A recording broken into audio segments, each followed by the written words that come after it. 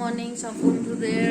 আর কি বলে, আমি স্নান করে এসেছি। আজকে আমি একটা মেনু দেখাবো, বেগুনের ঝাল, যেটা আমি আগে করে দেখিয়েছিলাম, কিন্তু আজকে একটু বেগুনগুলো নিয়ে এসেছি। ভালো, আজকে আরেকবার ভিডিওটা বানিয়ে তোমাদের দেখায়। দেখো তোমরা ভিডিওটা। এই যে বেগুনগুলো নিয়ে এসেছি, এগুলো ধুয়ে এখন আমি দেখো এই বেগুনগুলো এরকম 4 পিস করে কেটে নেবো খুব ভালো করে। এত সুন্দর সবজিটা খেতে লাগে না, মাংসও হেরে যাবে। তো আমি এখন সব বেগুনগুলো কেটে রেডি করে নিই। তো আমার বেগুনগুলো সব কেটে নেওয়া হয়ে গেছে ধুয়ে। তো এখন আমি এখানে একটু মশলা বেশি করে দেবো, ঠিক আছে? এটা দিলাম আমি ধনে গুঁড়ো, একটু বেশি করে দিতে লাগে, এতগুলো বেগুনের মধ্যে সব মশলাটা ভিতরে ঢোকাতে লাগে।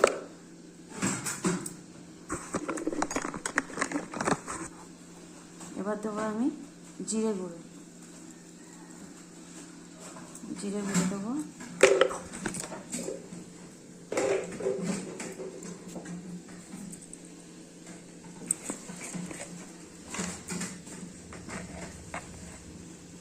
এবার দেবো আমি হলুদ,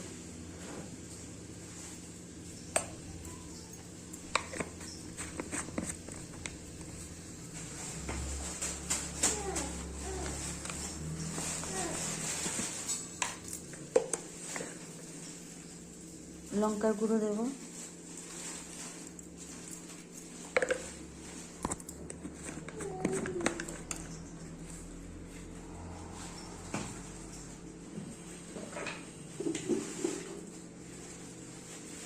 নুন দেবো,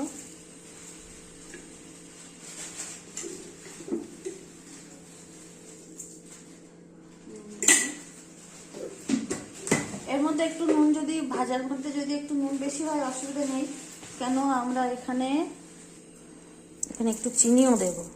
দিয়ে আমি বেগুনগুলো এবার ভালো করে মাখিয়ে নেবো। এখানে আমি কড়াই বসিয়ে দিয়েছি।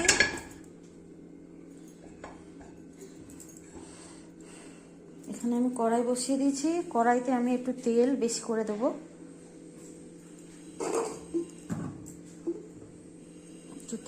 করে দেবো, দিয়ে আমি বেগুনগুলো এখন ভাজবো।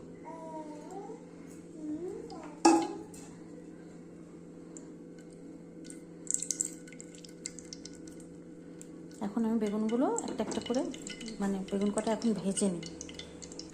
তো আমার বেগুনগুলো দেখো, আমি ভিতরে ভিতরে আঙুল দিয়ে দিয়ে ভিতরে পর্যন্ত মশলা সব চেপে চেপে ঢুকিয়ে দিয়েছি, দিয়ে বেগুনটা ভালো করে মাখিয়ে নিয়েছি।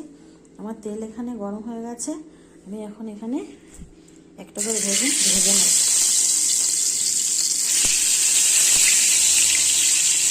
আমাদের বাড়ি বেগুনের ঝাল খেতে সবাই এত ভালোবাসে, আমি যা বেগুন আনি সব আমার একটু সাইজ, ছোটো ছোটো সাইজ দেখে নিয়ে আসি।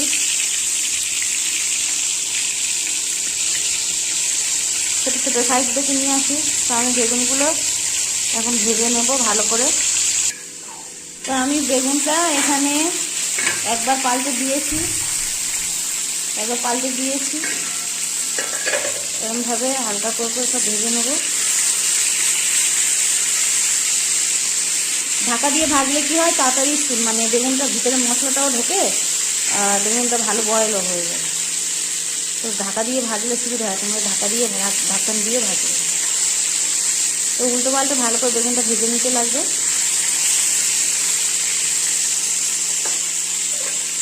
এদিকে আমার বেগুন ভাজা হতে আছে, আর এদিকে আমি বানাবো মশলা। তো আমি এখানে নিয়ে নিয়েছি পোস্ত।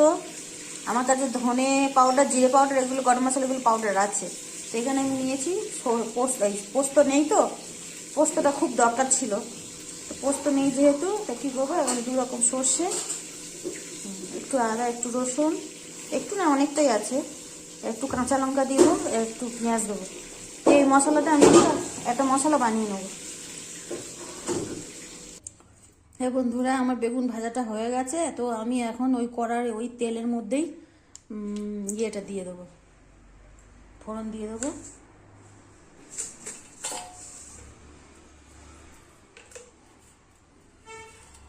কালো জিরে দেবো আমি, বেগুনের ঝাল তো তো কালো জিরে দেবো আমি এখানে।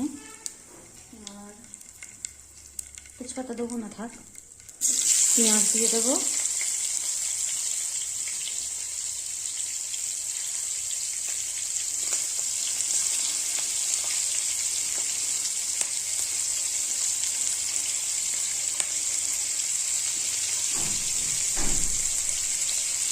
গ্যাসটা একটু চেড়ে দেবো, কেন আমার বেগুন ভাজাটা আস্তে আস্তে করছিলাম।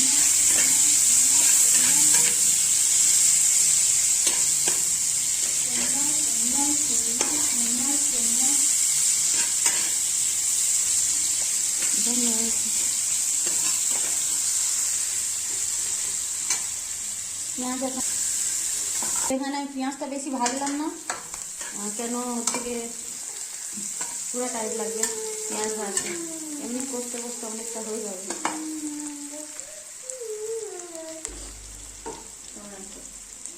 এখানে আমার পেঁয়াজটা হালকা হালকা ভাজা হয়ে গেছে, আমি এখানে টমেটো দিয়ে দেবো, যেটা শুখা শুখা হবে, আলু কষা টাইপের ওরকমই হবে, বেগুন কষা ধরনের। তো এখানে আমি 4টে টমেটো দিয়েছি, একটু গ্রেভি গ্রেভি যাতে বেগুনের গায়ে থাকে বলে। এখানে আমি টমেটো দিয়ে নমকটা কেন দিলাম, তাহলে টমেটোটা গলে যাবে, অনেকে টমেটোটা মিক্সতে পিষে তারপরে দেয়, তো আমি ওটা করবো না। আমি এই তেলের মধ্যে টমেটো দিয়ে ইয়ে করবো, নুন দিয়ে টমেটোটা গলিয়ে নেবো, নেড়ে নেবো। আর এর ওপরেই আমি চিনি টোকা দেবো, এতটুকু অল্প করে চিনি দিয়েছি। অন্য তরকারি যেমন দেওয়া হয় তার থেকে একটু বেশি দিয়েছি, কারণ এই তরকারিটা একটু ঝাল হবে না। আর কি বলে, টমেটোটা গলিয়ে নেবো। আর কি বলতে গিয়ে ভুলে গেলাম, মশলাটা আমি এখানে নমক আর চিনিটা দিয়ে টমেটোটা একটু নেড়ে নিয়েছি। নেড়ে নেওয়ার পরে আমি এখানে আদা রসুন বাটা, যে লঙ্কা পেঁয়াজ তারপরে তোমার সর্ষে বাটাটা ছিল ওটা আমি দিয়ে দিচ্ছি। কি বলে, এটা হচ্ছে যে পোস্ত বাটাটা দিলে আরেকটু ভালো হতো। পোস্ত নেই আমার ঘরে এখন আপাতত, সেই জন্য পোস্ত ছাড়াই করছি। তো আমার মশলাটা এখানে ওই যে ভাজা হয়ে গেছে, এবার আমি পাউডার মশলাগুলো দিয়ে দেবো।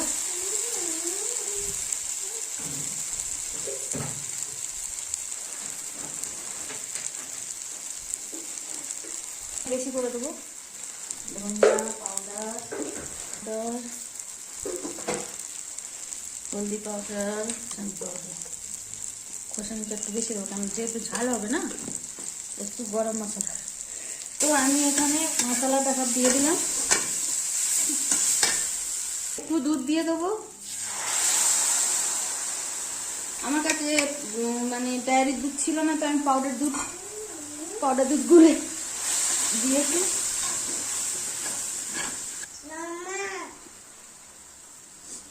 বেগুনগুলো দিয়ে দিলাম আমি এখন।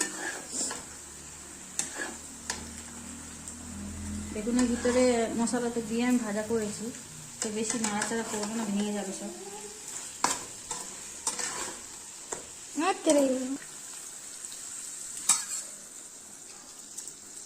দিলে কি হবে, জলটা শুকিয়ে যেমন ছিল অমনই হয়ে যাবে, একদম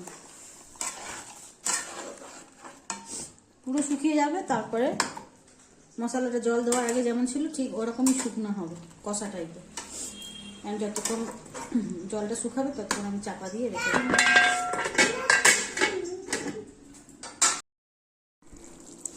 আমার সবজিটা পুরো শুকিয়ে এসছে। আর হচ্ছে কি, আমি ওই মুহূর্তে আমচুর পাউডারটা পাচ্ছিলাম না, সেই জন্য পরে পেয়েছি, তো পরে একটু দিয়ে দিয়েছি।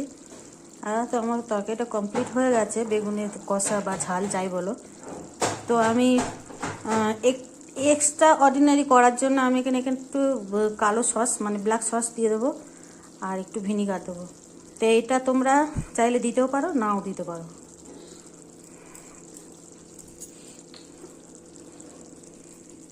একটু ভিনিগারও দিয়ে দেবো, টেস্টটা আরও বেশি সুন্দর হবে, আর একদম রেস্টুরেন্টের মতো খেতে লাগবে সবজিটা, এত সুন্দর। তোমরা বানাও, বাড়িতে বানিয়ে খাও। আমি এবার আস্তে আস্তে করে বেগুনগুলো একটু পাল্টে পুল্টে দেবো, কেন ভিনিগার আর সসটা আমার আগেই দেওয়া উচিত ছিল, যেহেতু আমি তখন দিতে পারিনি। তো এবার সবজিটা আমি আরেকটু শুকাবো, তারপরে নামাবো। তো আমি আরেকটু শুকাবে রসটা, ততক্ষণ আমি এক পিস উঠিয়ে আমি তোমাদের জিনিসটা দেখাবো খেয়ে কেমন হয়েছে, শুকনো বাদ দিয়ে। মাছ মাংস হার মেনে যাবে, এরমভাবে বেগুন বানিয়ে খাবে তোমরা, মাছ মাংস হার মেনে যাবে। তো এটা আমি আর একটু আস্তে আস্তে, বেশি নাড়া যাবে না, কেন আমার ভিনিগারটা আগে দিইনি না যেহেতু, সেই জন্য আমার এখন বেগুন তো পুরো হয়ে গেছে, বেশি নাড়লে এবার ভেঙে যাবে, আর বেগুন ভাঙা যাবে না, গোটা গোটাই থাকবে, কিন্তু একদম শুকাতে লাগবে। মশলাটা শুধু বেগুনের মধ্যেই থাকবে। আমি মাছ ভাজার মতো একটু কষতে থাকবো আস্তে আস্তে। তো এখানে সবজিটা আমি তোমাদের দেখাই কেমন হয়েছে খেতে।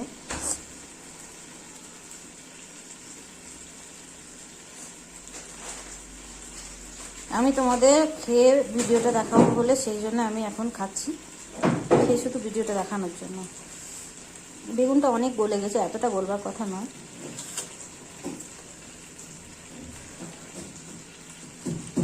বেগুনটা অনেকটা গলে গেছে, কিন্তু বিশ্বাস করো এই সবজিটা এত ঝাল, যেমন ঝাল তেমন মিষ্টি, যেমন হচ্ছে কি তোমার ভিনিগার, ব্ল্যাক সস দেওয়া, আমচুর পাউডার দেওয়া, একটু হালকা টক টক, একটু দুধের টেস্ট থাকবে। আমার দুধ কম ছিল, সেই জন্য আমি একটুখানি পাউডার দুধ ছিল সেটাই দিলাম। আর ডায়েরি দুধ আজকে মানে আনা হয়নি, সকাল থেকে, বিকেলে কেউ বাচ্চারা গিয়ে নিয়ে আসবে তারপরে। তো আমি এটা খেয়ে তোমাদের দেখাই কেমন হয়েছে।